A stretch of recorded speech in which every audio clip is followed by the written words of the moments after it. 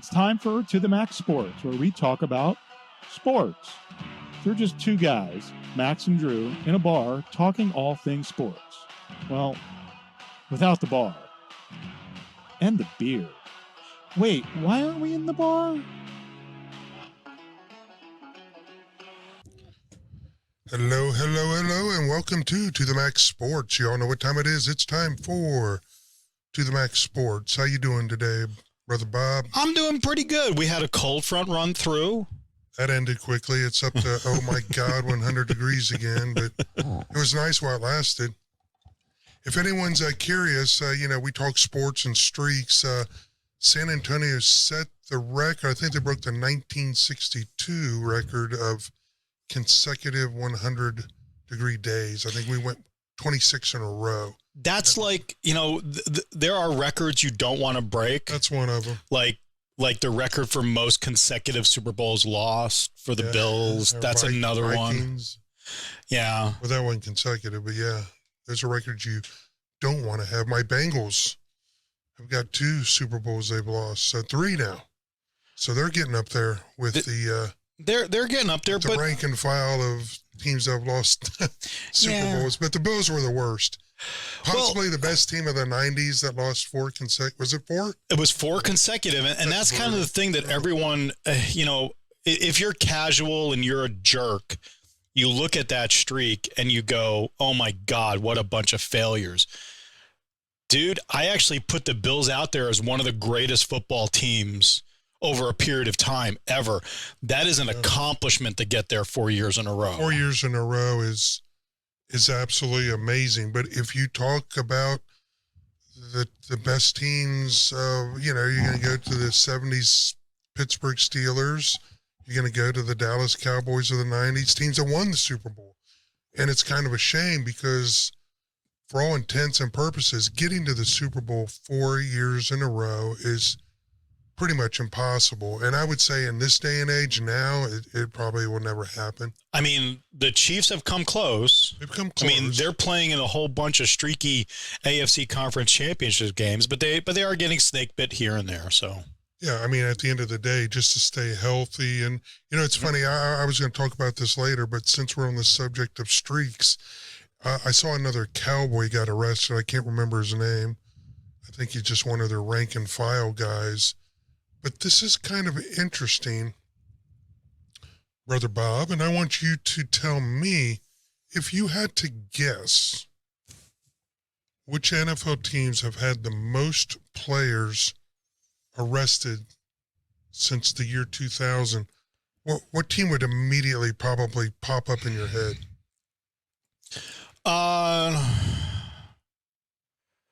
Given where I've seen a lot of Cowboys be arrested. You say the Cowboys, right? There's part of me that wants to say the Raiders, but I actually think the Raiders are bad boys on the field and have a bad boy image and really don't have that much of a bad boy thing off the field. So I'm going to say the Cowboys. Yeah, and that's who I would have said. They don't even make the top 15. Okay, who's number? Give me number 1 through 3. Okay, so number 1 is the God, I hope I'm reading this right because I don't have my glasses. Bear with me. This is great radio, man. Okay, so this is right. I just want to make sure. Pittsburgh Steelers. Okay. They have 25 arrests. San Francisco. Actually, I'm going back. San Francisco has 26 arrests. Okay, yeah, okay, tied for 13. Okay. Arizona has 27. I would have never guessed that. Okay. New Orleans has 27. There's a tie. Wow. Indianapolis has 29. Yeah, I mean, you're not. I mean, I'm now at the. I actually pulled this up. Yeah, the Chicago Bears have 31. The Dolphins have 32, which I can kind of maybe understand that being in South Beach, getting a lot of trouble, Kansas City Chiefs. The Chiefs, 33. The Browns. That makes sense. The Browns, 33. Seattle, 33. That one actually makes sense to me because I think the Seattle Seahawks are a bunch of thugs. Tampa Bay, 34. Yeah. Jacksonville 36. That surprised me. Okay. The Bengals, being a follower of the Bengals, I was not surprised. 41. 41. No, 42. Yeah, 42 for the Bengals. Minnesota 42. 46. Or 46. And then the Broncos. 47. Either way, with 47 arrests. Well, so in that, I mean, I think if you ask half the country, they would have said, oh, Cowboys #1, definitely in the top 5. Don't even make the list. Well, or maybe they always get reported on. I mean, they get reported on because they're America's team, Yeah. and I mean, you can put a 2-14 Dallas Cowboys on national TV, and it still pulls ratings. True. We don't care. So this thing is actually, I got a bone to pick a little bit with part of this arrest. Part of it was for marijuana. I mean, yeah, I understand. And arrest is an arrest and arrest. And a weapon. And marijuana, they knew it was a losing proposition in the NBA. So I think the Players Association, that's in their labor agreement. You can't get suspended for small amounts of bud. But in the NFL, I think it's still, hence, a lot of those arrests. Well, I mean, I think the thing that's going to hurt him is the weapon charge. Which, how do you have an unlawful carrying of a weapon in the state of Texas where we have open carry for anybody? It's got to be pretty hard, but they're going to these airports and they're carrying their Glocks or whatever, and that's what's getting them. Yeah, but that's a federal charge. This is a state charge. He was arrested by Frisco police, so I don't know what the hell's going on here. But anyway, let's move on. Let's move on from stupid Cowboys, which is almost a redundant statement. That's true. Any more football news? Well, I mean, all the speculation right now is where Jonathan Taylor is going to end up. The Indianapolis Colts have laid a deadline for, I guess it's next Tuesday, to trade him. Well, given the fact that Indianapolis is one of the teams that leads in arrests, maybe he'll end up in jail. No, not Jonathan Taylor. No. I'm not going to take that bait. But he's another guy that proves that, and we've talked about it ad nauseum. But the running back is not a commodity that's desired by the NFL anymore. As where we're going to spend our time and money and resources. But if you're a team like the Cowboys, because they're on the list. If you're a team like the Cowboys, you're going to need it. You need more running backs in that running back room to protect Dak Prescott. I think you need a lot more than that to protect Dak Prescott. I mean, they do have that kid they drafted, Daniels. Mm-hmm. I know he's like 5'5", $150, but he's putting up some good numbers in preseason. I mean, you actually need more. I think your strength covering your bringing in a tight end, bringing in your tight ends to help protect your quarterback more so than the running back. Well, no, I'm not saying protection from the actual protecting him and blocking. I'm saying you need a viable, good run offense so that you're not putting the game on Dak. I said this to a Cowboys fan friend of mine last week. Well, I think you have that. I think we're really? Do you? Do we? If Pollard comes back healthy, Pollard wasn't the reason. Would you agree Pollard had a very good year last year? Yeah, he had a good year. So how is he responsible for Dak playing, and throwing 15 interceptions or whatever he had last year? You can't put that. And I don't think bringing in another high-priced running back and losing draft picks down the road is the answer. I mean, Tony Pollard, Rico Dowdy, Deuce Vaughn, and Malik Davis are on the depth chart, and you have one guy at fullback, Hunter Lepke. Does that strike you with a whole lot of confidence? Yeah, Pollard's good. It depends on where Pollard is in his injury process, his injury recovery process. Pollard's good. I don't know if the rest of that running back room is good enough to have a running attack that takes the pressure off of Dak Prescott to win you a football game. Okay, and we probably spent way too much time on the Cowboys. We apologize. But think about this. How good is Prescott actually when you got to talk about taking pressure off of him? And this kid's he's not a rookie. This was supposed to be your franchise quarterback that you gave, I think, $130 million to.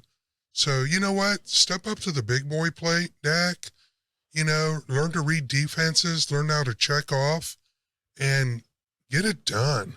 Yeah, Get it done or go home. I mean that's on Dak's head, but I'm tired of making excuses for the guy. I'm not tired of making excuses. I'm trying to tell Cowboys fans, if you want to see a winning Cowboys team that has success into the postseason, you need to have something where you're not going to be relying on Dak to win you the game. Dak is not going to win you a Super Bowl, period. The best part of watching the Cowboys for me, being a Bengals fan, Is watching them lose. from Texas, is watching the interesting ways that they lose every single year, every single game. And it's entertaining. And it's postseason games lately that they're losing. They have one of the best records in the NFL in the regular season over the last 3 years. They get to the postseason and they do weird crap. Well, we got McCarthy now, okay? I mean, everyone's on the line. McCarthy's calling the shots. So we're going to see what happens. Yeah. Speaking of the ending of a quarterback controversy, let's go to the Bay. And I guess they've pretty much lost confidence in your Trey. Is it Trey Young, right? Trey Young? See, that's my bone to pick with all the analysts that go down that road with losing confidence in Trey Lance. Lance, I'm sorry. I don't know what I said. I don't think, and I've said this when it was going into the season or going into camp, I always thought Trey Lance was always going to be QB3. I didn't think it's not that he doesn't deserve to be QB2, or he could be a good QB2 or a good QB1 on a squad. I'm gonna call you out and pull some pods from not that long ago where you said he was going to be the starter this year. I said he was going to be the starter when I didn't think Purdy was going to be totally recovered and back. Purdy's recovery was much faster than I thought it was going to be. Are you surprised who they've named as the starting quarterback? Brock Purdy. And then number 2 is Sam Darnold.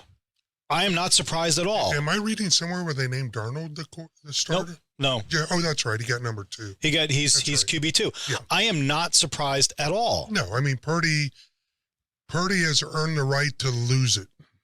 Yeah. He is. Yeah, no, absolutely. Trey Lance is not going to get traded. We've talked about it before, so I'm just going to say it real quick. There's no value in the NFL to give to San Francisco to get Trey Lance to move. Well, I think if a team loses a quarterback early, that's a quote unquote contender, then I think his value goes up exponentially. And so I wouldn't say that he doesn't get traded. I would say it just all depends on who loses a quarterback. Okay. Yeah. He's QB3 for the whole entire season. He doesn't play in any other uniform. And he'll be the emergency quarterback on game day because we have the emergency quarterback rule this year. Yeah. Doesn't count against your active, must be on the 53-man roster. Your player must be either ejected or injured, and if they come back, then they get kicked off. But yeah, it's a good rule. I mean, I would say the 49ers have a good problem on their hands. Yeah. With 3 quarterbacks that could, technically, given the team, start. Oh, I like Sam Darnold. Yeah. I mean, I would almost say Sam Darnold is definitely a more seasoned than Brock, and I have my issue with sophomore quarterbacks in general. So, but yeah, Trey Lance is number 3. So we'll see what happens. We're right around the corner here. I think it starts in about 3 weeks. Yep. First game. So happening quickly. Bob, have you ever worked for somebody? A few. You think it's a good idea to call your boss a liar? Well, I mean once, but don't follow it up by then calling them a liar again and reiterating it. But we're talking about one said James Harden. Moving on to basketball. Why is this a fine? I don't know. I didn't read that. He's been fined by the NBA $100,000 over his comments about his owner. Well, we do have problems with free speech, hence the political event in Atlanta today. But, yeah, I mean, it's not a smart move. I would have probably suspended him if I had been Philly, maybe make him sit 10 or 15 games. Yeah, I mean that's the thing. I mean, you want to hurt James Harden, you don't play him, and you cost him game checks. He seems to be kind of I've been thinking about this. Could he be up there in that Kyrie Irving, Antonio Brown, kind of the guy that you trade for, hence Houston, hence Brooklyn, hence Philly, hence wherever. And then you regret it? And it becomes instantaneously regrettable. He just doesn't seem like the guy that takes your team to the top or makes your team better. I have no idea what the hell is going on in Philadelphia. Philadelphia's a mess. Which makes me very scared for one of the football teams I follow, the Washington Commanders, because it's now owned by the same dude. That scares me, because how do you let the 76ers be this dysfunctional? Well, how do you let the Commanders be so dysfunctional? Well, Dan Snyder. Well, yeah, it all starts, generally it starts at the top and your inability to put together player personnel that are going to gel. And I think a lot of teams, LeBron started this super team thing, and it worked for a while. It worked in Miami to Golden State to some extent. LA had that year they won. So the super team concept kind of took on a life of its own, but you're starting to see more and more that putting a bunch of superstars together, like the Clippers did, like Brooklyn did, Philly did. It's in the long run, it may work in the very short term, but even now, I think you're starting to see in the NBA that concept of, hey, you know what? Let's build from within. Let's create a team, and that's what you see San Antonio doing, Oklahoma doing to a very good extent. Houston now has moved on to that concept. But Charlotte. So even though they've been super dysfunctional. But do you build a team that ends up every year making the conference finals, making the conference semis, not moving on further from that because it doesn't have this collection of talent? Because another team has bought into, I'm winning this year, I don't care. Well, there is that will win now mentality, but we'll see. The Phoenix Suns now. They seem to have created that super team win now mentality, and we'll see what happens. Yeah. I think it's going to prove more profitable as far as long-term continuity in that ability to always be playing for the finals with the way the Spurs are doing it, Oklahoma and Houston to some degree. Yeah, we'll find out. Oklahoma's got it's going to be an interesting year. You get to see that kid Holmgren, Chet Holmgren, you get to see what he's all about. Some people are saying he should be the rookie. He'll be the rookie of the year, but who knows? Well, I mean, I think for me, the only thing standing between Victor and rookie of the year is the fact that he may not play enough games. That depends on, like we talked about, 7-footers staying out of the injury column. Yeah. Yeah. Though he has, it looks like he's bulked up is not the right word, but he does look a little thicker in the last week or two. Well, he's a young kid, and we talked about these young kids growing into their bodies, and we'll see with Wemby. I think they're going to really limit Wemby's minutes because he's got no one that you mentioned a couple pods ago protecting his blind side. Yeah. And until we get a big banger in there or somebody to kind of take the pressure off of him, in the physicality of the NBA, I'm sure his minutes are going to be limited. Just Victor, stay away from the burritos and the gorditas. Just that's impossible. We live in San Antonio. Put the weight on the right way, man. Hey, I meant to tell you, I'm going to try it out. I'm going to I'm not going to say an all carnivore diet, but I'm pretty much intaking mostly my diet now 80% red meat. Yeah, you and Russell Wilson. I'm going to try it. I've heard, I've read, I've researched it, see if it takes away some of the aches, the pains. Okay. I've dropped 3 pounds this week since I did it. There you go. Yeah, baby. Oh, man. One more last hurrah. One more last hurrah. Enough about you. Let's talk about me for a little bit. Okay, fair enough. Baseball. So we had Alien Ed in. And by the way, if you're still listening, guys, go check out some of our old podcasts. We did an interview with George Gervin. That was a lot of fun. We had Alien Ed on. It's fun to go back to our original pods where there was just a bare wall. So we've evolved a little bit. Hit that like and subscribe. And and go back and watch our interviews with George Gervin. Mm-hmm. Little baseball news, though. You talking about the alien and? Well, we were talking about LA? the alien and how much he loved the Rangers, and they were going to win it. Houston's on a mad tear right now, and I predicted it a week ago, and it's already coming to fruition. Yeah, Houston's on a tear. The Rangers are on a slide. Though Houston did lose last night, so the Rangers are still in first place. But they narrowed the gap. One game. What is it? I think it was one game now. It was three games when we talked this time last week. Yeah, it was a half game yesterday, and now it's back up with the Astros loss. You've got that exciting NL race. You know, Milwaukee's winning in dramatic fashion 5 in a row. They're pulling away, but you've got that wild card between the Cubs and the Reds, and they're tooth and nail. So that's going to be interesting. Yeah, it's going to be a fun September.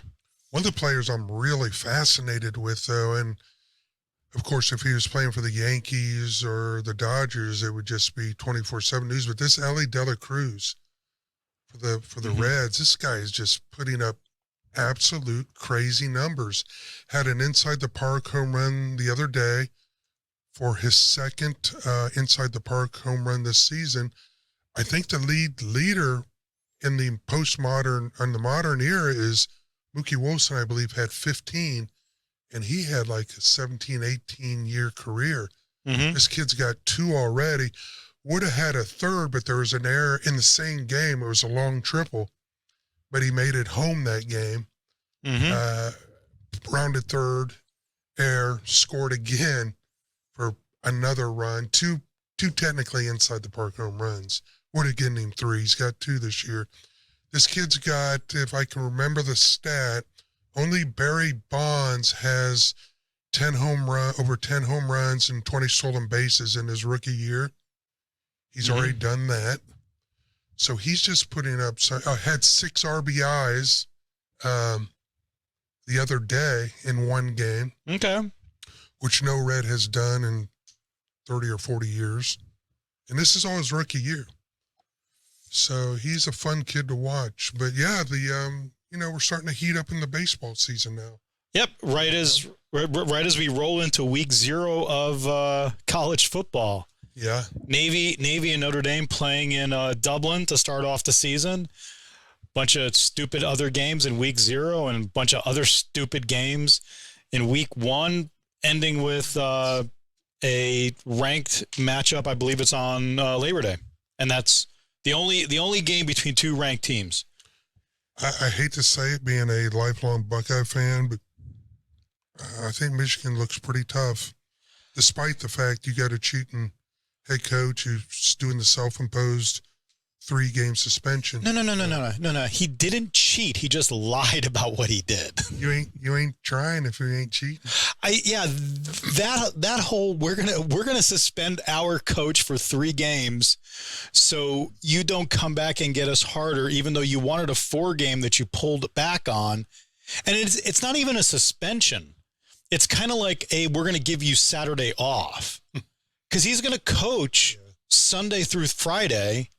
He's going to install everything, and they're playing cupcakes for the first 3 weeks. Yeah. What I find interesting is the NCAA was doing 4 games, which meant that the last game of his suspension was Rutgers, right? Which is an in-conference foe. Yeah. And now that Michigan has imposed their own discipline, he's back to play Rutgers.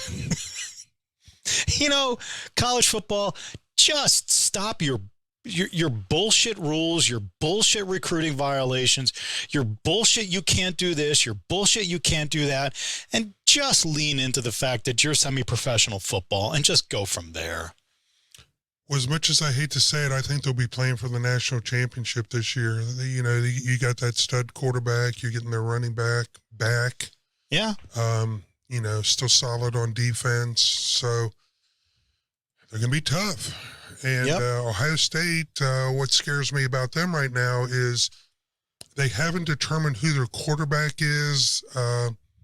Day came out and said, I thought I had one of the guys. Then the other guy comes in and does well, and then he starts sliding back, and then the other guy. And you know what that tells me? What? neither of your quarterbacks are really that good. Yeah, fair enough. What's the rule? If you have two quarterbacks, you have none. Yeah. Yeah, I don't like that quarterback by committee. We tried that one year. Yeah. Just never works out. So who's the coach for Ohio State right now? Day. Okay. I just pulled up the coaches poll, the preseason coaches poll, and apparently Ohio State got one vote for number one. Am I saying that right? I'm having a brain. No, it's no. Jay, right? Yeah, no, you're absolutely right. Yeah. So, did your coach vote for himself? He had one vote for number one. Was that Ryan Day? I mean, it might have been. Maybe it was Urban Meyer. Who knows? Is Urban Meyer still part of the media? Oh my God! So that was the coaches poll, though, right? That's the coaches poll. Actually, one number one vote in the AP Top 25. So there's a documentary just dropped on Netflix, The Untold Story. Who was in the coaching poll? Who was the? Georgia, Michigan, Alabama, Ohio State. Those are your top four. Makes sense. It's a little flipped for the AP Top 25. Still got Georgia and Michigan, but Ohio State and Alabama are flipped. I'd probably put Michigan one, Georgia, obviously. And who knows? I mean, after that. Yeah, Georgia and Michigan near the preseason, who the hell cares? Exactly. So anyway. But I saw the ACC's making a huge move to pick up the remnants of the Big 12. Oh, the Pac-12? Or Pac-12, rather. Pac-12. That would be UCLA. Cal, Stanford, Washington State, Oregon State are the last four. So they're making a push to gather the remnants of Hurricane Hillary. If you're Stanford, academically, there are schools in the ACC that make sense to be there with, and there are a few schools in the Big Ten. I think the Big Ten makes better sense. No, we'll take them. Take all comers at this point. But I have a problem with, for the money grab, you're going to sign with a conference that has Atlantic in the first letter, and you're going to force those volleyball players, you're going to force those tennis players, you're going to force those baseball players to travel across the country to play conference games and matches. I got a problem with that. I have a huge problem with that. But, we talked about it last week. It's more about the money. You got 24/7 coverage. You can watch an ACC game at 10 in the morning till 10 at night now. That's coast to coast. And maybe that's their way of trying to compete with the fact that the Big Ten's going to have, wall-to-wall coverage now in prime time. I get it, but we're kowtowing to the cash cow that is the football programs, and we're forgetting about the other programs and what we're doing to actual student athletes. So, like Cyndi Lauper once wrote, money changes everything. Yeah, I know. Bob, you want to do some trivia? We can do some trivia. I can't read. I don't have my glasses. We can't do trivia. Okay, so we can't do trivia. So I'm going to end with, I got to see a little bit of Alice Cooper on Tuesday night. Alice Cooper was in San Antonio? Alice Cooper was playing at the Tobin this week. Welcome to your nightmare. That's cool. He ended with school's out for summer, but nobody walked up to him and said, "Hey, Alice, just letting you know, kids are actually back in school." Back in. But it was interesting. I went into his library. He's actually got some pretty good songs. No, he did. He definitely does. Do you know how old he is? He looks terrible, but did you know he's a scratch golfer? Yes, I do. Yeah. I would say he's probably 67, 75. No, well, he looks great. he looks great for an 80-year-old. Any rocker that can live his kind of life and still be alive and playing music, it's pretty freaking phenomenal. No, it was pretty neat. So I was a little bit backstage for some of that. That was neat. Well, man, thanks for inviting me backstage and saying, "Hey, Drew, I can get you a press pass." I couldn't get you jack. Thanks, pal. I couldn't get you jack. You got me on the camera acting like I'm your, I'm your what do they call them? The guys that hold up the high mom signs, the John 3:16 signs. They call them in movies. They call them something. Oh, the best boys. Best boy. Make me a best boy number 5 or something. There you go. Anybody else playing in the Tobin I should know about, Bob? Thanks. They have somebody coming in later this fall. I forget who it is, but no. ZZ Top is playing Majestic in a couple months, 2-day show. Cool. That's one of those old gigs that I like to, I'd like to see that. Yeah, they'd be kind of fun. So anyway, well, guys, we will see you next week. Thanks for tuning in. As always, hit that likes and subscribe. Listen to us on. Sound more enthusiastic about it. Well, I don't want to be the only one listening to us on the radio when I drive to Fredericksburg. So listen to us on the radio. We sound really good. We look really good. We look so much better on the radio. I look amazing on radio, man. Until next week, guys. Peace out. Peace out. OH.